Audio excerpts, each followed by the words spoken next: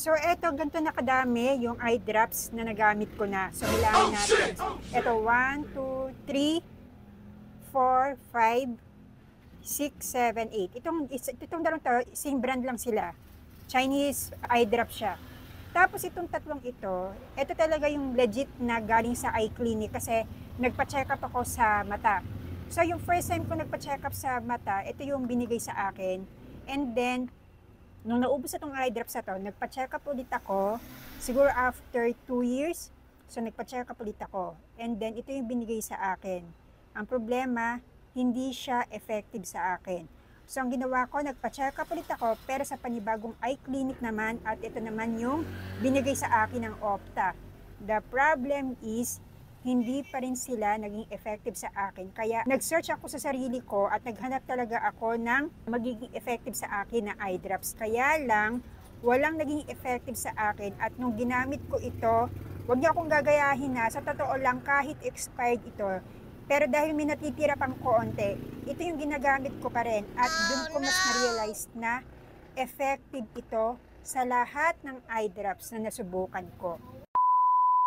So bakit nga ba dumami ng ganito yung mga eye drops na ginagamit ko? Kasi nga, yung mga binigay sa akin ng Opta ay hindi naging effective sa akin. So, nag-search ako sa sarili ko at naghanap ako ng mga eye drops na pwedeng maging effective sa akin. Kaya lang, ang malas ko ay hindi talaga siya naging effective sa akin. And by the way, hindi ko na hinarap yung mga brand kasi ayoko namang masabihan na sinisiraan ko yung brand nila. No? Kumbaga, inaano ko lang na talagang hindi siya naging effective sa akin. At ano nga ba yung issue ng aking mata? So itong aking kanang mata or itong aking right eye, ang napapansin ko, para ba siyang merong buhangin, yung nag-iisang buhangin na tumutusok dito sa loob ng mata ko. Para bang may toothpick na habang tumatagal, para bang pasakit siya ng pasakit, ganon. Lalo na kapag halimbawa, gumagamit ako ng cellphone, medyo matagal. Lalo na kasi pag nag-edit ako ng video. So, ang mas na-feel ko na yung parang tumutusok sa mata ko yung nag-iisang buhangin. Tapos, ayan, hanggang sa nararamdaman ko na lang, nanunuyo yung mata ko. So, ang tendency, gaganunin ko yung mata ko, kukuskusin ko.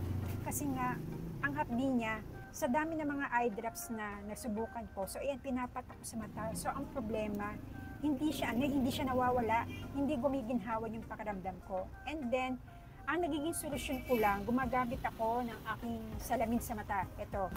So, nagsasalamin ako kasi para bang kahit papaano, nagkakaroon ako ng kaginhawaan dito sa aking mata. Ang problema, sa tagal kong gumagamit ng salamin, yung ilong ko, para bang nahihirapan tong ilong ko kasi nga maghapon akong gumagamit ng salamin. So, ayun, yun naman yung naging issue ko.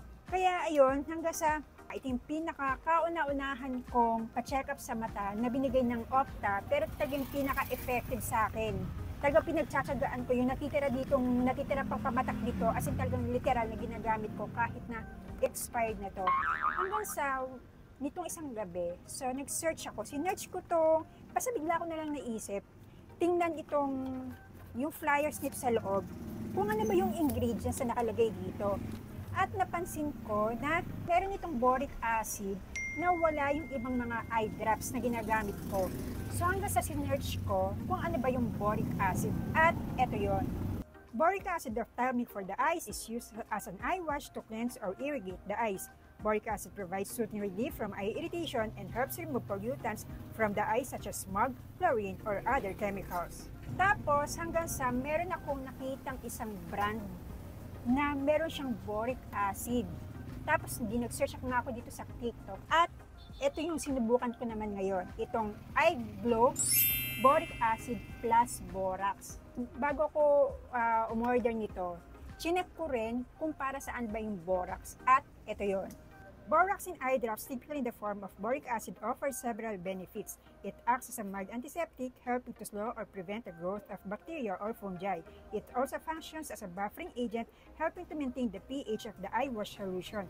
Additionally, boric acid can act as a tonicity adjusting agent, ensuring the eye wash solution is compatible with the eye's natural environment. Ang price ito ay less than 100 pesos lang. Tapos, ayun nga, di generic. Pag generic, medyo magdududa ka kasi baka hindi siya effective, ano? Kaya lang yun nga, dahil sa less than 100 pesos siya, sinubukan ko. At, na-shock ako, effective siya sa akin. So, ito yung tsura niya. Ang laman nito ay 10 ml. Tapos mga 3 days ko na tong ginagamit. Mga 3 or 4 times a day. So pinapatak ko lang siya sa mata kong ganyan.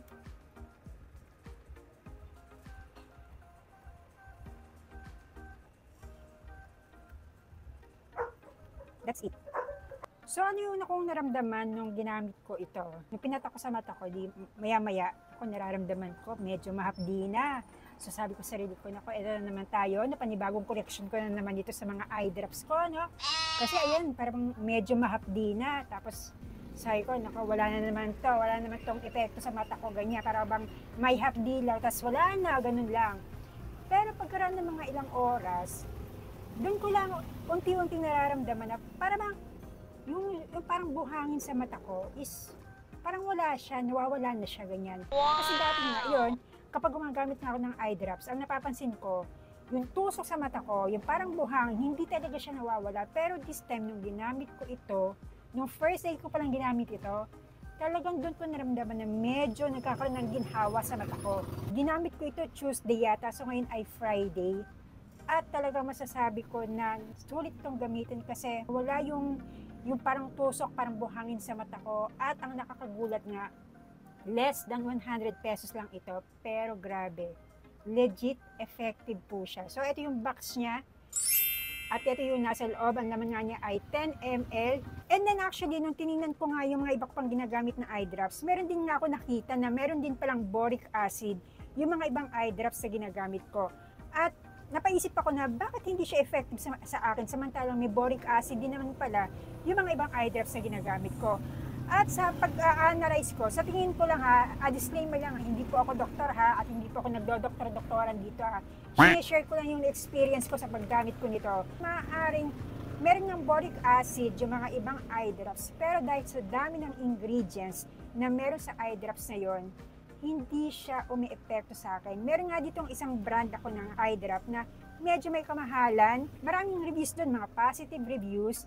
Pero nung ginamit ko, oo nga, napapanatili niyang basa yung mata ko, pero para lang siya nakapatong sa mata ko.